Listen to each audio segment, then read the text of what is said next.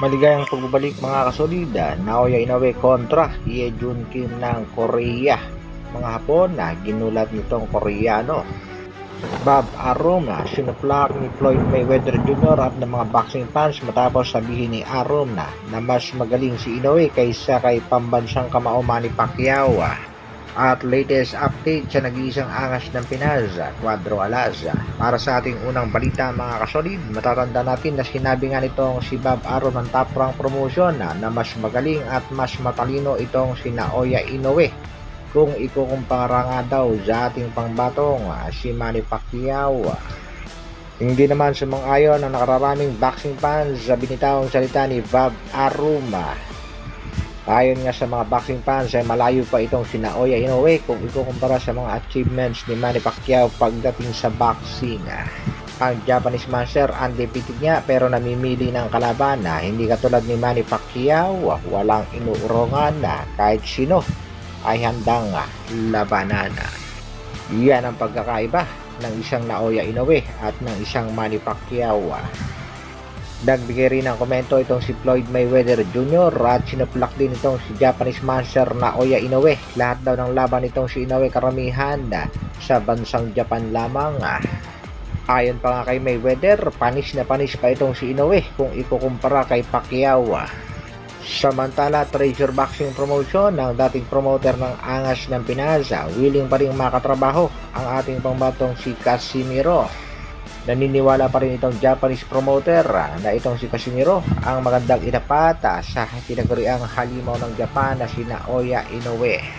Angas ng Pinas may bagong banat dito kay Japanese monster Naoya Inoue. Anong nangyari sa super bantamweight na wala na ang exciting?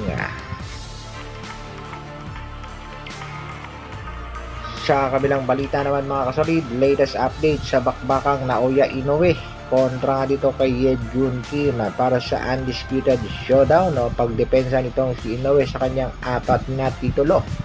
Parehas nga ang nakuhang timbang ng dalawang boksingero mga kasolid.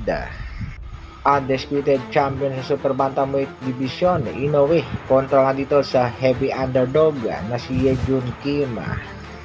Malaki nga ba ang tsansa nitong Korean boxer na ma-upset ang naguriang halimaw ng Japan?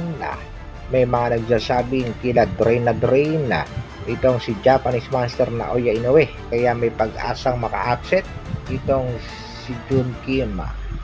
At para sa kalaman ng lahat, itong si Jun Kim ang tirador ng mga boksingerong Hapon. Ginulat na rin ito ang bansang Japan matapos nitong paayawin sa bakbakan ng isa sa mga ipinagmamalaki ng bansang Japan. Panoorin natin mga kasolid kung paano pinaayaw ni Ye Jun Kim ang kanyang nakalabang Hapon.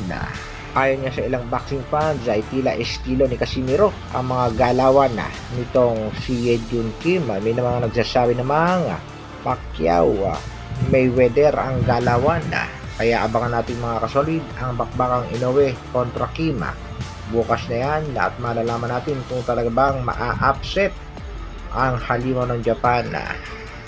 At kung sakaling babalik ang ating pambatong si Angas ng Pinas dito sa Treasure Boxing Promotion, sang-ayon ba ang mga boxing fans? Dahil may mga ilang nagsasabing tila iniiwas nitong Treasure Boxing Promotion ang ating pangbato sa laban kontra Naoya Inoue. Hanggang dito na lang muna mga kasolid. Maraming salamat sa patuloy na pagsuporta at panonood. Mabuhay!